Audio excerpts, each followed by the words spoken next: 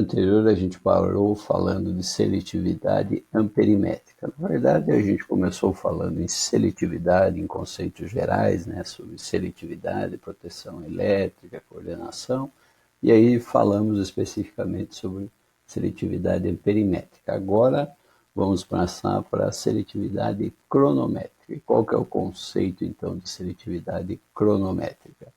Ela consiste basicamente em quê? Em fazer diferentes ajustes nas temporizações dos dispositivos de proteção que são distribuídos ao longo de um sistema elétrico.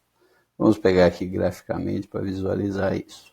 Então aqui a gente tem um sistema elétrico industrial, um transformador, um painel geral aqui no ponto A, e deste painel geral nós vamos então alimentando outros painéis aqui que estão ligados em série com ele, e aqui estão as proteções gerais, então, de cada um desses painéis.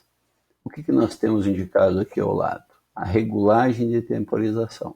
Então, esse primeiro que está regulado em 1,1 segundos. Se a gente descer aqui, ó, vamos de trás para frente, ó, pegar o último aqui, a última carga, o último painel, que está alimentando aqui, então, um grupo de cargas, na verdade. Nós temos uma regulagem aqui de 0,2 segundos. Ou seja, 200 milissegundos. Voltando, o próximo está com 0,5 segundos, ou 500 milissegundos. Isso é uma nomenclatura normal, né, em proteção, é utilizar em milissegundos. Então, a gente tem 500 milissegundos, 200 milissegundos, 800 e aqui 1.100 milissegundos. E o intervalo de coordenação, ou seja, o intervalo de tempo entre a atuação de um dispositivo e o outro, é de quanto o ΔT aqui? De 300 milissegundos, né? Que é a diferença entre cada uma dessas proteções. Então, qual é a lógica por trás disso? Por exemplo, se a gente tiver uma falta aqui, ó, destacada no ponto D, esse disjuntor aqui, ele vai ter um tempo de quanto? De 0,2 segundos ou 200 milissegundos para fazer a sua atuação. Porém, essa corrente está vindo lá da fonte. Então, ela está sensibilizando, através desses sensores de corrente, desses TCs aqui, ela está sendo indicada para esses outros dispositivos como uma corrente de falta. E eles estão contando, então, um tempo que é diferente para cada um deles. Por que tem que ser diferente? Porque, primeiro, pelo conceito de seletividade, vai atuar sempre quem está mais próximo da falta. Quem está mais próximo da falta é esse disjuntor aqui. Então, primeiro ele, depois a montante dele, o primeiro, com 500 milissegundos, e assim a gente vai aumentando.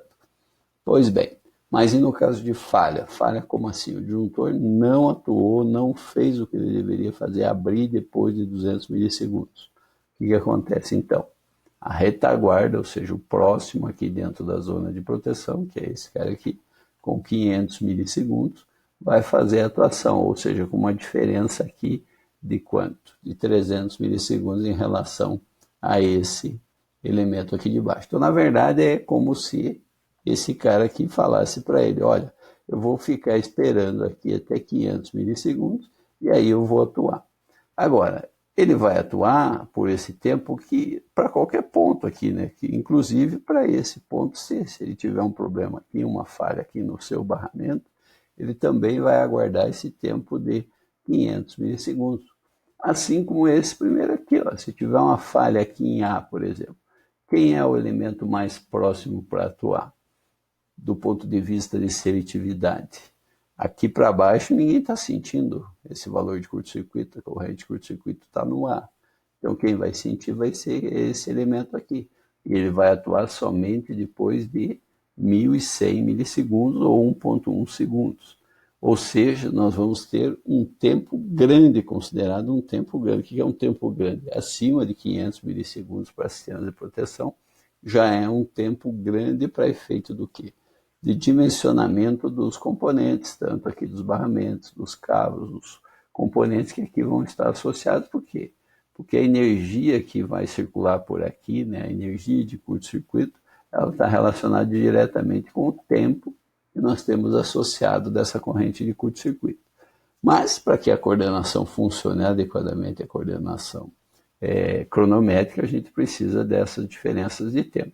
Depois a gente vai ver lá na seletividade lógica, por dados, como é que a gente consegue otimizar. O que seria otimizar?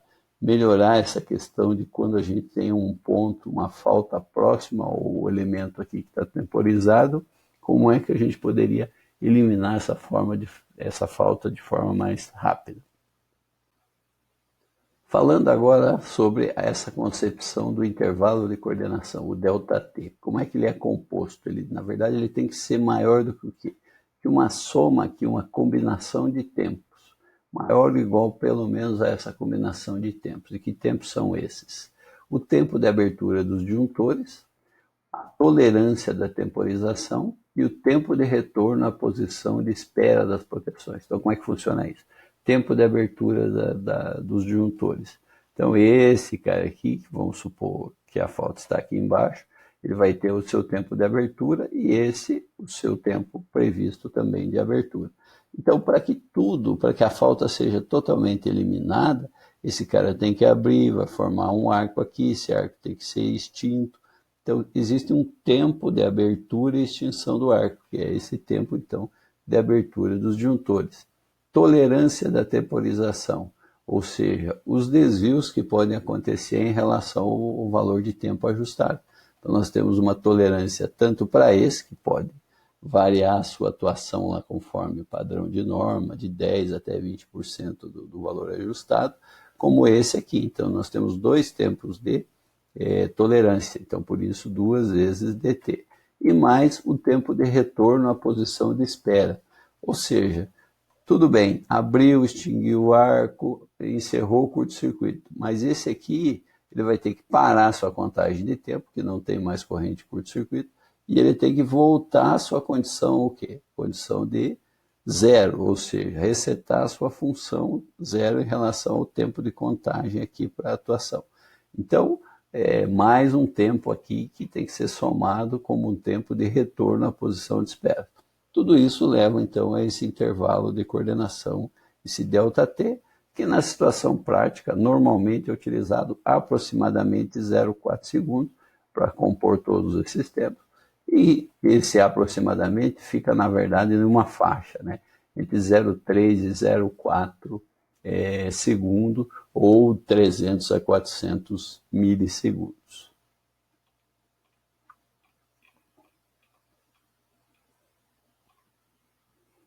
Agora nós vamos falar sobre os dois tipos de relés cronométricos temporizados que a gente pode ter. O primeiro deles é um relé de tempo independente, também chamado relé de tempo constante ou definido, que formam as curvas de tempo definido. Como é que esse relé funciona? Então a gente tem uma possibilidade de fazer o ajuste de regulagem nesse relé, ou seja, antes do valor de regulagem, qualquer faixa antes, que é a faixa não operante, ele não vai ter atuação nunca para nenhum valor de corrente. A partir do valor de regulagem, no caso do tempo definido, ele vai ter um tempo que é constante para qualquer valor de corrente após o seu valor de regulagem. Então essa característica aqui é para uma curva do tipo tempo definido. Tá? E o que a gente pode ter também? Pode ter os relés de tempo dependentes, ou tempos inversos, né? Que aí o tempo vai depender do quê? Do valor da corrente de curto-circuito. Então o comportamento será como? A partir do valor de regulagem, a corrente aumentando, o tempo de atuação vai ser inverso, ou seja, quanto maior a corrente que circule por esse relé, o tempo de atuação é menor. Ah, mas o que é melhor, quando que é usado, se é o tempo dependente, é o tempo inverso? Não, não é questão de melhor ou pior, a questão é apenas de aplicação no sistema, né? Então aqui, normalmente, a gente utiliza quando? A gente tem um perfil, por exemplo, de cargas que fazem um comportamento diferente ao longo do tempo. Por exemplo, um motor. Se nós vamos ligar o motor elétrico, vai ter sua corrente partida, depois de um tempo ele retorna para a corrente nominal. É um transformador, magnetização de um transformador, e em sistemas que a gente tem apenas quadros de distribuição, sistemas que nós não temos esses tipos de acionamento, então aí o tempo definido aqui pode ser utilizado também tranquilamente. Bom, agora vamos imaginar a seguinte situação. Nós temos aqui, por exemplo, 3 cargas ligadas em série, ou seja, o quadro A alimenta do B, que alimenta o C. Então, como é que a gente faz essa questão de ajustes, considerando então esses tempos definidos e tempos inversos, se a gente tiver necessidade de um ou de outro? Primeiro, com tempo definido. Então, no tempo definido, tempo independente, nós vamos ter aqui, ó, embaixo, nós vamos ter uma parcela da carga que vai ser somada na parcela do B, que vai ser somada na parcela do A. Então, o A tem a carga total, o B tem uma carga parcial aqui, e o C também tem uma carga parcial, que é a menor delas, que só está ligada em C. Então, o C aqui, ó, vai ter o seu disparo com valor de corrente menor, porque a sua carga é menor. Então, até aqui são as suas cargas nominais, mais uma faixa de reserva, e a partir daqui ele tem uma atuação por tempo definido. Depois vem o IRB, que incorpora a corrente do IRC e mais as suas cargas que estão aqui dentro. E aqui o ajuste IRA, que tem então as cargas do C, as cargas do B e mais a sua parcela de cargas aqui. E a partir desses valores, por exemplo, se a gente tiver uma corrente de curto-circuito que venha para cá, então passa o valor de ajuste de todos eles. E aí vai subir, vai batendo nas curvas, vai batendo nas três curvas. Mas como nós temos então essa diferença, esse ΔT entre TC, TB e TA, ou seja, se a gente tiver uma falha aqui e os três elementos vão ser sensibilizados, aqui, por exemplo, num curto-circuito, o que vai acontecer? Pelo intervalo de coordenação, deve atuar primeiro o C e, numa eventual falha, o B, né?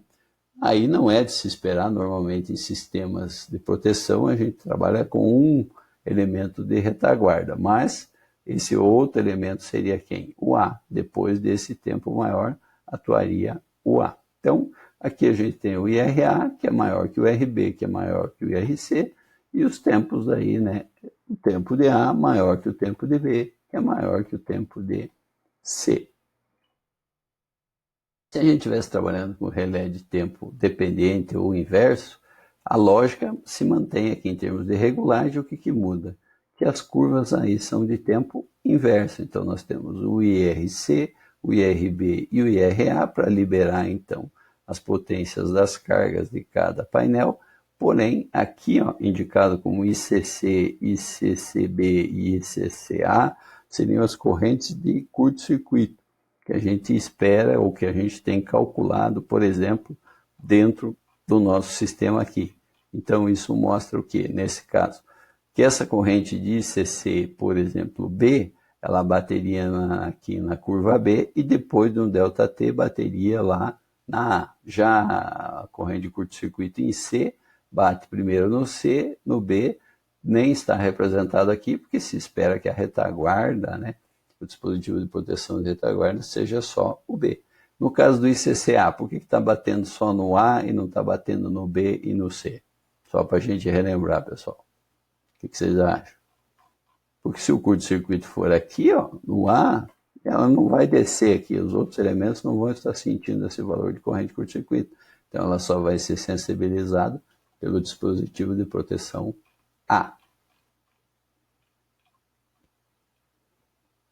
Bom, seletividade lógica. Agora, a lógica, ela vai trabalhar com o quê? Com a diminuição, a redução do tempo de eliminação da falta. Então, ela vai ser uma seletividade cronométrica, mas vai fazer uma troca de dados lógicos entre os dispositivos de proteção sucessivos que elimina a necessidade de intervalos de seletividade tão grande como a gente tem lá na seletividade cronométrica. Então, na verdade, nós vamos colocar, entre aspas, os dispositivos para conversarem.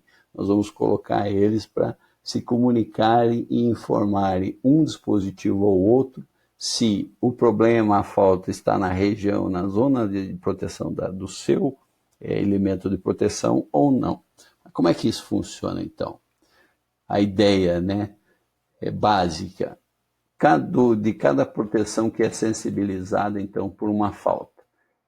Quando ela é sensibilizada por uma falta, ela tem que enviar obrigatoriamente uma ordem lógica de espera para o nível situado a montante, ou seja, para cima, ordenando para ele aumentar a temporização própria do relé a montante. E uma ordem de abertura para o disjuntor associado, seja, o disjuntor que está percebendo que está com a falta, com exceção do quê? Que receba uma ordem de espera situado a jusante. Um desarme temporizado aí é provido como retaguarda. Não, mas não ficou legal. Esse texto aqui está meio confuso, montante, jusante, recebe lógica, manda lógica. Vamos ver graficamente aqui que fica mais tranquilo da gente identificar. Então, esse sistema aqui, ó, do ponto de vista lá de distribuição, é o mesmo que a gente viu lá em seletividade cronométrica. O que está mudando aqui, ó, o que são esses tracejados aqui? Isso aqui é o envio, então, de dados, que pode ser um envio físico, através de contatos, ou através de uma rede industrial, né? Mas nós precisamos ter a comunicação entre os dispositivos. Sempre nós vamos ter o recebimento, então, de um sinal, o dispositivo vai receber o sinal de alguém e vai enviar, então, um sinal para alguém. Então, a lógica é sempre receber, sempre enviar.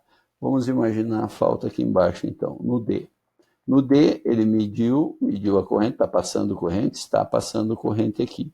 Então, é obrigação, dentro da seletividade lógica, é obrigação de quem está sentindo a corrente enviar um sinal para o seu elemento imediatamente superior, dizendo: estou com uma corrente de falta. Ok? Então ele vai enviar esse sinal aqui, que pode ser um contato fechando ou abrindo, e aí vai entrar na lógica desse cara aqui, mas ele vai ter que fazer então esse envio. Bom, a corrente está vindo de lá, esse cara está sentindo? Tá. Então é obrigação dele fazer o quê? Enviar um sinal de corrente para cima, dizendo: tem uma corrente passando por mim. Assim como esse aqui, também é a obrigação dele enviar um sinal de comando dizendo para o elemento superior que eu estou sentindo uma corrente de curto. E esse aqui não envia para ninguém? Não. Por quê? Porque o laço aqui de coordenação e o laço de proteção lógica vem daqui até aqui. Tanto que esse aqui, ó, o último, ele também não recebe de ninguém, porque ele é o primeiro elemento, então, de proteção aqui dentro dessa estrutura lógica. O que vai acontecer aqui, então? Vamos lá. Curto-circuito em D, curto-circuito em D. Vamos partir aqui do último ponto. Obrigação, mandar um sinal. Obrigação, mandar um sinal, porque a corrente está vindo lá. Todo mundo mandou sinal. Até aí nada de diferente. Aí, como é que vai funcionar isso aqui, ó? Esses elementos daqui, quando eles recebem, então, o sinal vindo do elemento ajusante, eles vão entender o quê? Olha, existe um curto, existe um problema, ele vai olhar para a sua corrente, a corrente está passando, mas ao mesmo tempo eu estou recebendo um sinal de baixo. Se eu estou recebendo um sinal de baixo, quer dizer que o problema não está na minha zona de proteção. Qual seria a minha área, a minha zona de proteção? Desde onde eu estou medindo aqui até depois, logo imediatamente depois do disjuntor de baixo. Quer dizer que não está na área em que eu devo atuar. Então, o que esse cara sofre, na verdade? Ele sofre um bloqueio lógico, ele não vai atuar. Por quê? Porque quem está com o problema, quem identificou o problema, é algum elemento que está abaixo dele. Assim como esse e assim como esse. Então, eles estão bloqueados para atuação. Bom, mas até aí é a própria cronométrica, se a gente for pensar, a cronométrica só tirando a parte do bloqueio, mas esses caras aqui não atuariam, eles iam ficar esperando esse cara atuar. Ok, mas vamos pegar uma situação aqui, ó, no B. No B, se ocorrer uma falta, um curto-circuito, ou aqui no cabo que liga até o juntor C, o que vai acontecer? A corrente de curto vai descer, descer, e aí vamos ver os bloqueios. Será que esse cara aqui vai enviar bloqueio para alguém? Vai enviar sinal para alguém? Por que não? Porque a corrente de curto não está chegando aqui, ele não vai medir, não vai mandar nada. Esse cara aqui vai mandar para alguém? Não, a corrente está aqui, ele não vai sentir nada, não vai mandar nada. Opa, esse aqui sentiu, vai mandar para cima. Aí o que acontece? Como é que é a seletividade lógica? Olhe para a corrente e olhe para o bloqueio. Esse cara aqui está olhando para a corrente, não tem corrente, também não recebeu bloqueio, não vai fazer nada, não vai atuar nada. Esse aqui não tem corrente, não recebeu bloqueio, não vai fazer nada. Esse aqui, ó, tem corrente, mas não recebeu bloqueio. Não recebeu bloqueio quer dizer o quê? A corrente não está abaixo da sua área de proteção, ela está dentro da sua zona de proteção. Então, o que ele vai ter que fazer? Vai ter que atuar. Só que ele vai esperar aí todo aquele tempo que teria aqui de 800 milissegundos da temporizada? Não. Ele vai simplesmente atuar de forma instantânea. Por quê? Porque o meu problema está dentro da minha região, na minha casa. Então, ele vai sair e vai desligar isso aqui. Agora, com relação a esse cara aqui de cima, ele vai sentir a corrente, mas ele vai sair atuando? Não, porque esse cara, como sentiu a corrente, ele tem a obrigação de enviar um sinal aqui para cima, certo? E aí esse sinal aqui de cima vai bloqueá-lo, ou seja, ele não vai atuar. Então aí a gente tem uma redução dos tempos de proteção, dos tempos de abertura e, consequentemente, no dimensionamento dos componentes. Ah, mas e se a gente tiver algum problema, um rompimento nessa lógica, ou mesmo uma falha? Esse cara deveria abrir e não abriu. Como é que fica a retaguarda uma vez que esse cara estava bloqueado? Isso é importante. Então, a retaguarda fica pela seletividade cronométrica. Então, a gente tem a seletividade lógica, mas todos eles ficam bloqueados para a atuação instantânea. Mas, por outro lado, todos eles contam um tempo.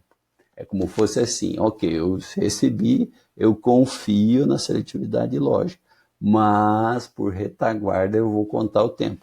Então, se esse cara aqui está temporizado lá em 800 milissegundos e esse aqui em 1100 milissegundos ou 1.1 segundos, o que ele vai fazer? O ΔT dele de diferença é 300. 1100, então ele vai contar um tempo aqui de 300 milissegundos. Para quê?